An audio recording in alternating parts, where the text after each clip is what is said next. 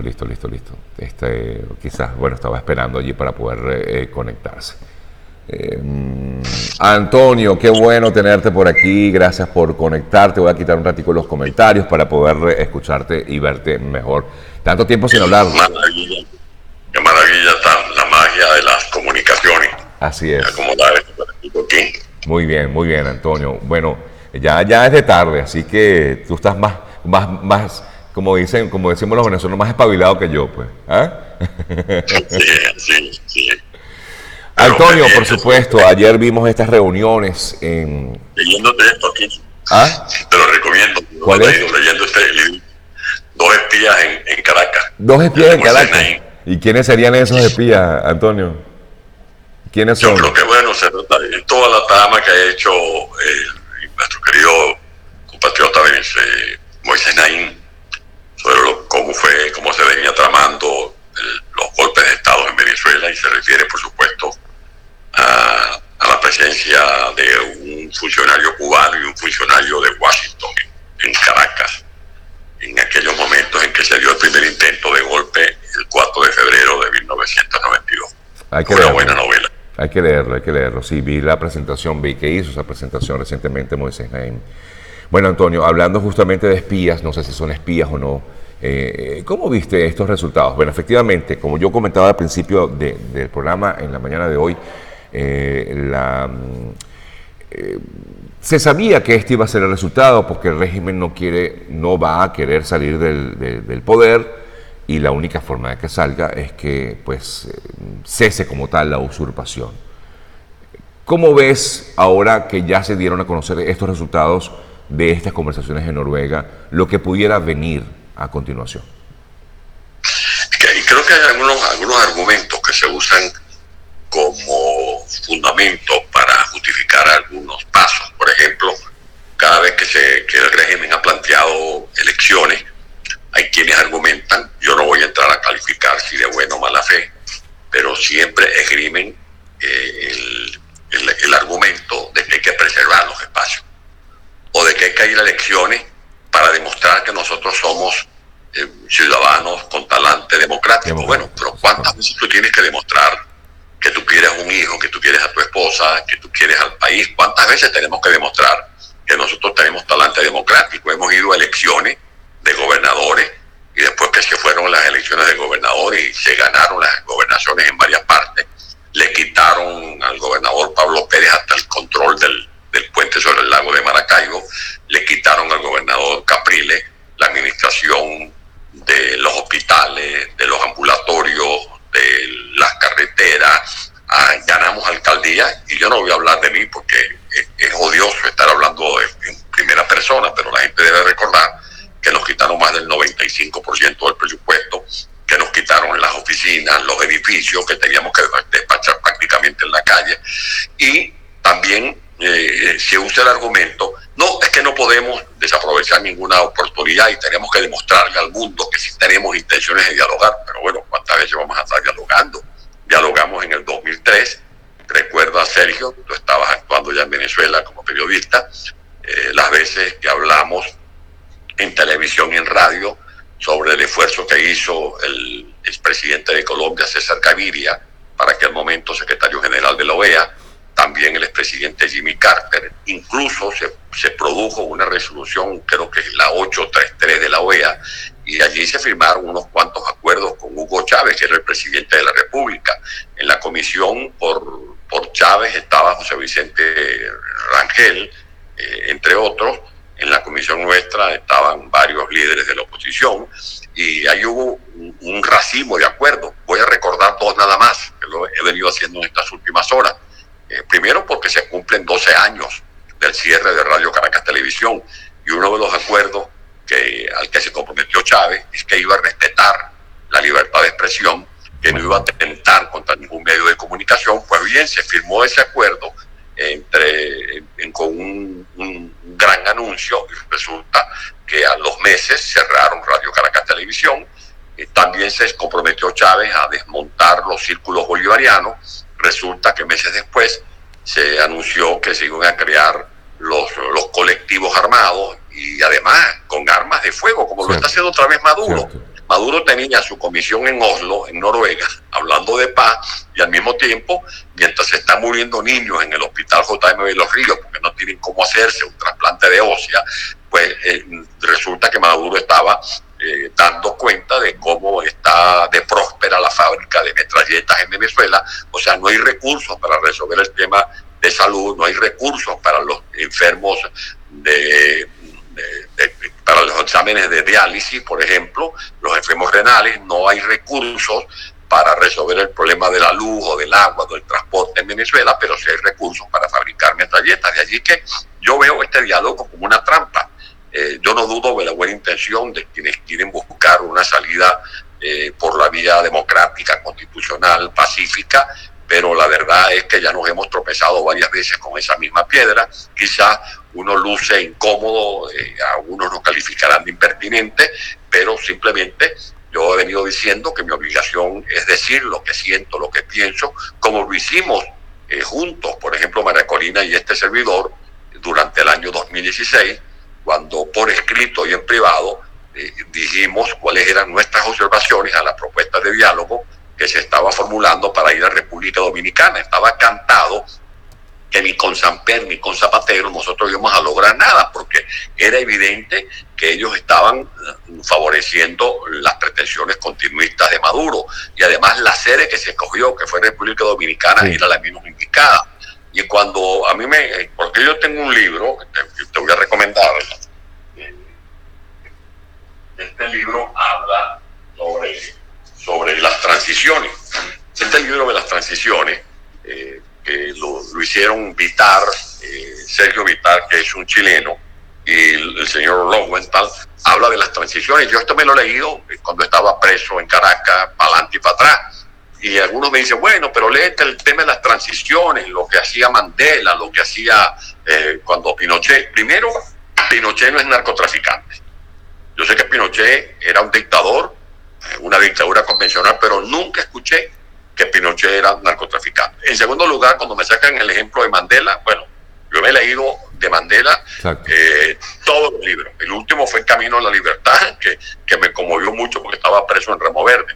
Pero Mandela, cuando lo fueron a buscar para el diálogo, que tenía su corbatica en la cárcel y salía para el diálogo, y yo, no, un momentico, no puedo salir porque tengo un comunicado, tengo una orden del Congreso Negro Africano que no puedo ir al diálogo hasta que no liberen a los presos políticos y hasta que no regresen los exiliados. Y allí se trancó. Pero yo lo que pienso, Antonio, disculpa, porque aquí ¿cómo hace en este caso Guaidó y el equipo que lo acompaña para negarse a una conversación? O sea, ¿cómo le dice a Noruega, por ejemplo, mira, no, yo no voy porque yo no quiero discutir con un gobierno que ya sabemos que no es gobierno, que ya sabemos que es un gobierno violador de derechos humanos, que como bien dices, todo lo que comentas tú y han comentado muchísimos, pero ¿cómo hace para negarse? Y entonces yo entiendo perfectamente tu punto de vista cuando dices que ya se ha dado mucho el ejemplo de que el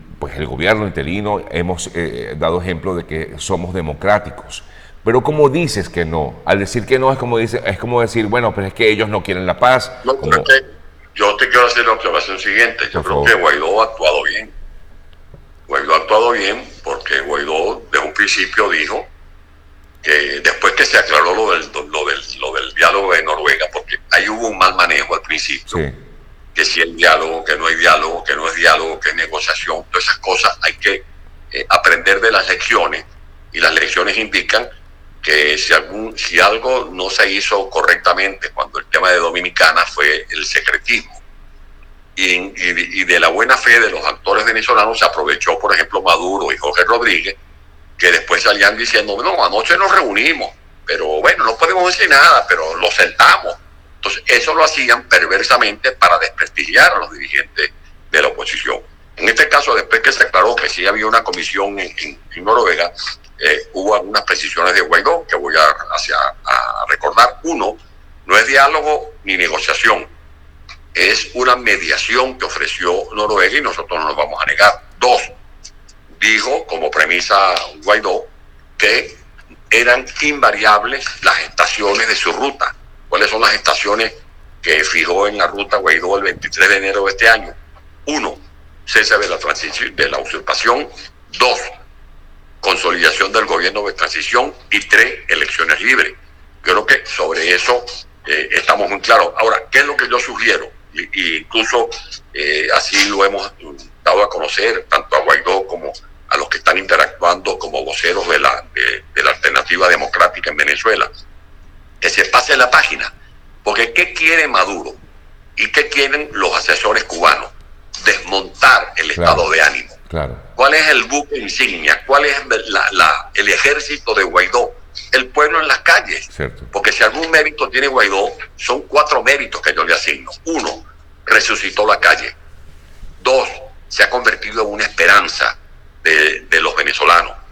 3, se ha logrado cohesionar a la oposición venezolana.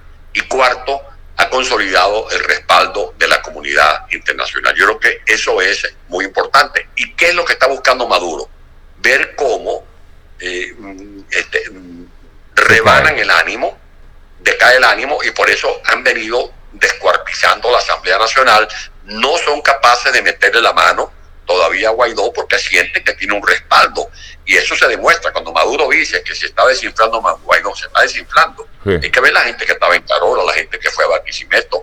Pero por supuesto no podemos abusar de ese respaldo porque todo tiene sus límites. Y yo creo que en este momento lo que tenemos que cuidar de Juan Guaidó es que se mantenga esa confianza de la ciudadanía, porque ese es el contrapeso nuestro. Ellos tienen colectivos armados, ellos tienen tribunales chimbos que dictan medidas ilegales, pero acorralan a los líderes de la oposición. Lo que tiene Guaidó es su esperanza, es el crédito que la gente tiene en su palabra y la euforia que resucitó después del 23 de enero. Eso ahora, es Antonio, pero ¿Y a qué juega Maduro? Permíteme ya redondear esto. ¿A qué juegan ellos? Juegan otra vez perversamente a esto del diálogo. Fíjate que Maduro da ruedas de prensa y dice, bueno, ya están en Noruega, y se frota las manos. Sí. Bueno, no voy a decir nada, pero la cosa está muy buena.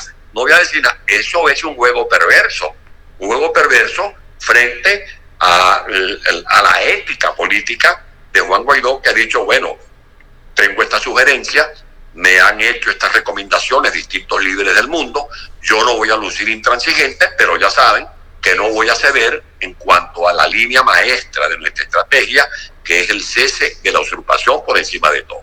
Ahora, pero a pesar de todo, le han caído encima a Guaidó, a pesar de que ha querido ser transparente, a pesar de que ha querido incluso mostrar y perseverar en este planteamiento del cese de la usurpación, básicamente para poder llevar, o sea, dice, bueno, si no hay cese de la usurpación, pues no hay nada más que hablar, no hay nada más que discutir. Le han caído. ¿Crees que esta jugada política le ha salido mal en estos momentos? Hubo imprecisiones al principio y por eso hay que tener mucho cuidado. Guaidó tiene que caminar como que si está desplazándose sobre un techo de cristal. Tiene que cuidar cada palabra, tiene que cuidar cada afirmación y la estrategia.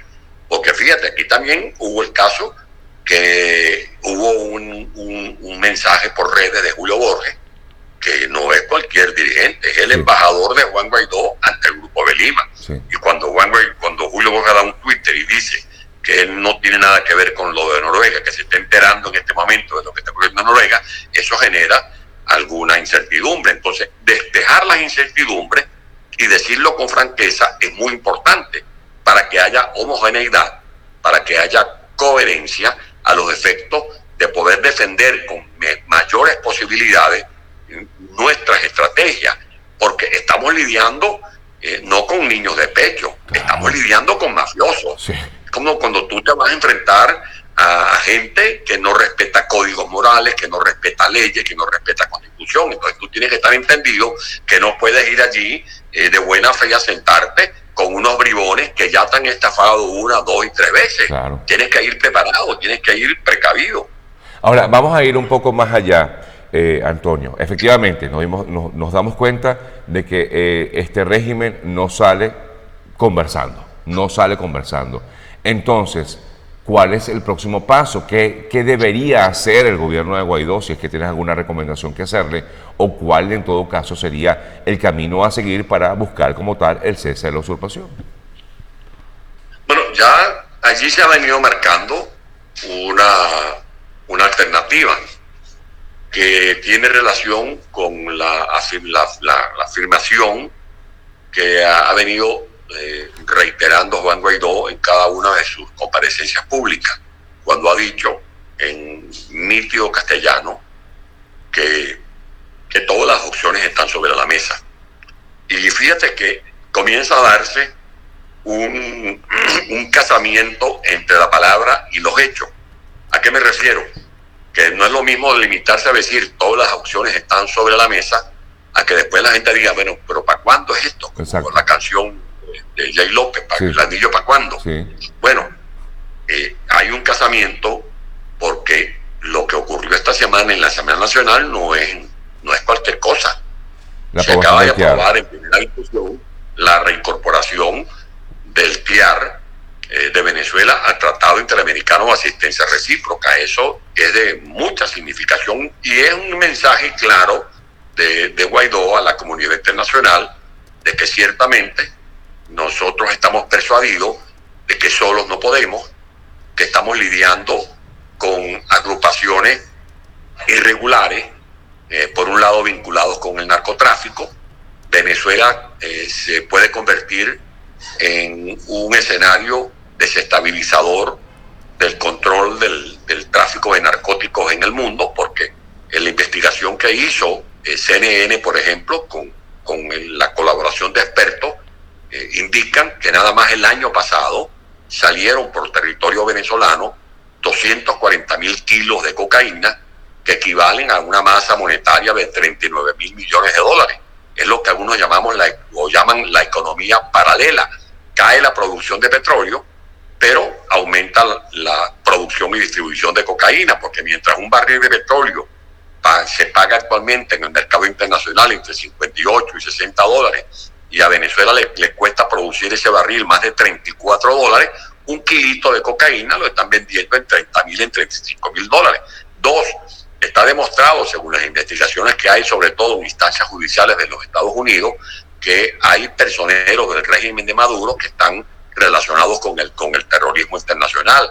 Tres, en Venezuela estamos hablando de bandas delincuenciales que han perpetrado crímenes de lesa humanidad. Y cuarto, este descalabro que se ve en el derrumbe de la economía, que ya ha caído 50 puntos respecto al Producto Interno Bruto, de una hiperinflación que ya va para 170.000%, de una devaluación que convierte en salarios miserables las ganancias de un trabajador que se esmera por dar lo mejor de sí mismo durante 30 días, es consecuencia al mismo tiempo de todos estos esquemas de la corrupción, porque no hay medicina, no hay cómo hacerse un servicio de quimioterapia que padece de cáncer, no se puede controlar la malaria, no se puede controlar el sarampión, hay gente que no puede ir a la escuela porque no tiene cómo comer, muchachos que no tienen comedores, etcétera, pero se han llevado de Venezuela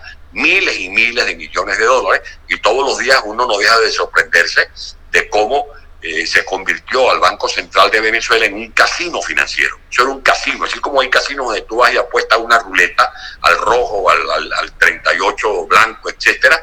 Eso fue el Banco Central junto con PDVSA, un casino financiero que ha convertido a Venezuela en un antro de la corrupción. Por eso esta señal de Juan Guaidó es importante, y en eso debe acompañarlo la Asamblea Nacional, y creo que es un paso previo para que se dé el debate sobre el artículo 187 de la Constitución Nacional.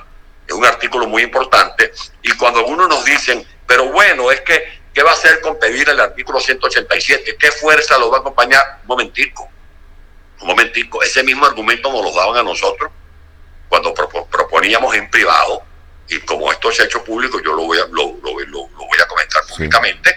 Había muchos factores de la oposición venezolana que hasta más o menos el 18 de enero no estaban de acuerdo en que Guaidó se juramentara conforme el artículo 233. Y uno de los argumentos que nos daban era que, entre otros, ni Estados Unidos, ni Colombia, ni Brasil estaban de acuerdo en que se diera ese paso, que había primero que conquistar esa buena voluntad. Pues bien, se logró el acuerdo de que Juan no asumiera. Algunos factores se mostraron sorprendidos, lo dijeron con sinceridad. Pues con el caso del artículo 187, lo que hemos dicho desde hace algunas semanas es que tenemos que tomar previsiones, porque fíjate que el régimen sigue rebanando la Asamblea Nacional. Esta semana el Tribunal Chimbo le dictó una medida privativa al diputado Rafael Guzmán. Bueno, y hoy es Guzmán, mañana puede ser cualquier otro. Y si nos descuidamos, de repente la Asamblea Nacional va a tener que sesionar o en las embajadas, porque están asilados los diputados, o van a tener que sesionar en Ramo Verde o en el helicoide. Entonces, hay que habilitar a Juan Guaidó, que tenga el artículo 187 habilitado para que vaya haciendo las gestiones. ¿Cuándo se activa eso? Bueno, eso lo va a dar la dinámica política, ni tampoco eso se va a anunciar. Mira, mañana van para allá unos grupos de apoyo para doblegar a las fuerzas fascistas que están allá en Venezuela. No, esas son diligencias que les corresponde hacer al propio presidente Juan Guaidó, pero creo que nada cuesta con que la Asamblea Nacional habilite al presidente, como lo está habilitando con el TIAR, por ejemplo, a los efectos de que cuando se estime conveniente, él pueda ultimar los detalles para que en Venezuela pueda hacerse presente una fuerza multilateral, que no es el mismo esquema del desembarco de Normandía, como se ha querido hacer ver para desprestigiar esta fórmula militarista, que se trata de una fuerza continental especializada que ayude a los venezolanos a doblegar a todas estas mafias que no respetan derechos humanos, como se ha venido demostrando. Además, el concepto de responsabilidad de proteger no es un conejo que uno se está sacando de una chistera. El concepto R2P está legitimado en la ONU, es una doctrina aceptada por la ONU después de los desmanes que ocurrieron en Ruanda, después de los desmanes de Milosevic, y de eso puede hablar con lujo de detalles. Para mí el venezolano mejor habilitado, mejor equipado en materia de negociaciones en el mundo, que es el embajador Diego Ángel. O sea que perfectamente, según lo que entiendo, alcalde, si Guaidó hace ese llamado a aplicarse como tal el artículo 187, numeral 11, o sea, poco a poco los países que lo han reconocido, pues pueden apegarse como tal y formar esa coalición. Es un poco el planteamiento que usted hace, ¿no?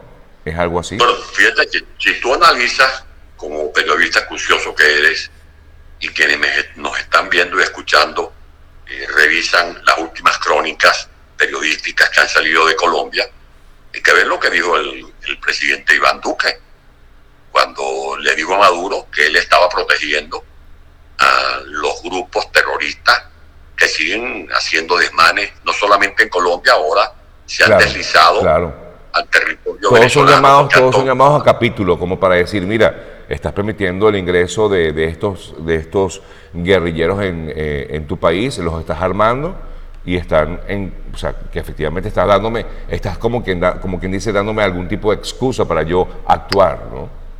Y esto lo he venido denunciando con lujo de detalles el diputado Américo de Gracia, el mismo Andrés Velázquez, cómo en el arco minero funcionan los grupos relacionados con el ELN y con la FARC, relacionados con los garimpeiros y también con los llamados colectivos especializados, que son integrados por presidiarios, que son los que están explotando el arco minero. Ahora, ¿qué es el arco minero? Es la cuarta mina de oro más grande del mundo. Sí. Allí hay más de 1.480.000 kilos de oro, equivalente a 2 millones de billones de dólares. O sea, no es cualquier cosa. Y esta gente no reparan a la hora de cometer crímenes ecológicos, como en efecto lo están haciendo, o de matar a nuestros indios pemones, porque para ellos lo importante es cómo sustituir la carencia de divisas por concepto de explotación petrolera, tomando en cuenta de que se ha desplomado la producción del crudo venezolano. Entonces sustituyen esos dividendos por la venta de cocaína, por el tráfico de droga y también con la explotación irracional del arco minero. Por lo tanto, mira, yo acabo de cumplir 64 años, el pasado 1 de mayo. Comencé mi actividad política a los 13 años de edad. O sea, yo soy de la cabeza a los pies democrático. Total. Mis huesos, mis tuétanos son democráticos. O sea, yo no estoy jugando aquí a la guerra. No, estoy persuadido por mi experiencia, por estas canas, que con estas mafias solos no podemos. que ya dialogamos en el 2003, que cuando se propuso el movimiento La Salida, Maduro inventó un diálogo llamado el Diálogo de Miraflores el 10 de abril de 2014. Eso fue un show televisado, un show de maratones, de maratónicos discursos. ¿Y qué hizo Maduro? ¿Qué logró Maduro? Lo que dijo el monseñor Diego Padrón. Eso fue una estrategia de Maduro para desmovilizar a la calle, porque meses después allanaron los campamentos de los jóvenes, de los estudiantes, detuvieron a decenas de estudiantes, y vean ustedes lo que pasó también en República Dominicana. Yo no voy aquí a hincar los dientes en la gente que fue a dialogar, simplemente es cierto que mucha gente lo hizo de buena fe, pero no podemos otra vez repetir el mismo error. Este escritor, hay un escritor de Brasil, Paulo Coelho, que una vez hizo una pregunta en alta voz: bueno, ¿por qué esto me vuelve a pasar si ya me pasó? Sí. Y él mismo se responde: bueno, te vuelve a pasar porque no lo has sobrepasado. Nosotros tenemos que sobrepasar los engaños de los diálogos, sí, porque estos son como los tabúres, son como los que te meten el paquete chileno. Esto del diálogo es un paquete chileno. ¿Y qué es lo que buscan? El objetivo fundamental es desinflar a Guaidó, que la gente le pierda fe a Guaidó. El objetivo es desmovilizar a la gente, porque en Venezuela, con toda la razón del mundo, cuando tú le hablas a la gente de diálogo, la gente se engrincha. Claro, hay un rechazo inmediato. Hemos sido defraudados, estafados, como lo querramos llamar. Y cuando la gente le dice, no va a haber elecciones, no hay un compromiso, la gente también se asusta, porque recuerda que cuando se hizo el plebiscito, el 16 de julio del año 2017, hubo también el compromiso de que no íbamos a ir a elecciones regionales. Y el plebiscito fue el 16 de julio, 2 semanas después, estaban algunos factores metiéndose en las elecciones regionales, y eso generó también muchas frustraciones, porque estaba caliente todavía la sangre de los estudiantes que fueron asesinados, los escuderos, los muchachos que salieron con un cartón de escudo a defender la libertad por la que lucharon y por la que dieron su vida y que nunca llegaron a conocer. Antonio, te agradezco muchísimo el haberme permitido conversar contigo después de tantos años sin poder hablar directamente. Logramos hablar en algún momento mientras estabas preso vía telefónica, pero de verdad que un fuerte abrazo a Mitzi, a toda la familia. Gracias por el contacto, de verdad, y por el cariño. Mi llamado a la gente a mantenerse firme al lado de Juan Guaidó. Esa es nuestra esperanza. A mí, cuando hay gente que me pregunta, bueno, ¿cómo tú? Ayer me hacían una entrevista para un medio de Europa y me decía, bueno, ¿cómo usted define el talento de Juan Guaidó? Y yo, mire, yo no voy a hablar del talento que lo tiene, ni del coraje que lo tiene. Para mí, Juan, yo lo defino con una palabra: esperanza. Y recuerdo que cuando la gente que tiene dificultades se juega un quintico de lotería, se juega un terminal. Juan Guaidó ahorita es el quintico de lotería de los venezolanos. Y la gente lo tiene allí al lado de una estampita, le pueden tener una velita, porque es el quintico de lotería que la gente se está jugando, y hay que cuidarlo. Y por eso no se debe manejar esto con sectarismo. Aquí tiene que haber amplitud. 2, no puede estar en manos de 1, 2, 3 partidos. Tenemos un momento de preeminencia de los partidos, sino de una verdadera unidad nacional. 3, no podemos permitir que se nos metan aquí bacterias que contaminen el esquema de lucha. Aquí no se puede abrir debate sobre candidatura presidencial. Hay que estar loco de perinola para entrar en un debate de candidatura, como los muchachos que se pelean por una piñata sin haber tumbado la piñata. Pelean por los caramelos y por los carritos y por los barquitos, por el trompo cuando tumben la piñata. O sea, después que salgamos de esta dictadura, bueno, agárrate con quien tú quieras, pelea con quien tú quieras, pero lo primero es el tema de salir de la narcotiranía para comenzar a hablar de un nuevo gobierno para Venezuela. Pero en todo caso, aún saliendo de la narcotiranía, Sergio, permíteme esta última reflexión, va a ser más necesaria la unidad. La unidad para reconstruir a Venezuela va a ser mucho más urgente e indispensable, porque el país está en unas condiciones muy deplorables. Estamos arruinados. Aquí no podemos seguir con ese cuento de que somos ricos porque tenemos petróleo. Embuste. La verdadera riqueza está en la capacidad de producir riqueza, de generarlas con trabajo. El verdadero patrimonio de Venezuela no está en el pozo Sumaque 1, no está en los balancines que siguen estornudando petróleo en Monagas o en el lago de Maracaibo. la riqueza del país está aquí. Y este es el petróleo que no se agota, el talento humano, ese talento humano que tenemos que formar en Venezuela, y por eso va a ser urgente que impulsemos planes que se correspondan con estos nuevos tiempos, donde se habla de la economía del conocimiento, de los avances tecnológicos, de la necesidad de convertir las universidades en centros de enseñanza, pero también de investigación, para descubrir o producir inventos que sean patentados. Ese es mi mensaje a la gente, que sigamos acompañando a Juan, que no dejemos de movilizarnos en Venezuela y los que estamos en el exilio, porque vale la pena Venezuela y hay que salvar a Venezuela, y estamos a punto de perderla si no se toman las decisiones oportunas con gran sentido de responsabilidad. Así es. Un fuerte abrazo, Antonio, y gracias nuevamente, ¿sí? Gracias. Se le quiere. Hasta luego. Antonio Ledesma, amigas y amigos, con quien conversábamos aquí en nuestro espacio Al Día con Sergio a través de BPI, también conectados a través de mis redes sociales. Hacemos una pausa y en breve seguimos con más de nuestro programa del día.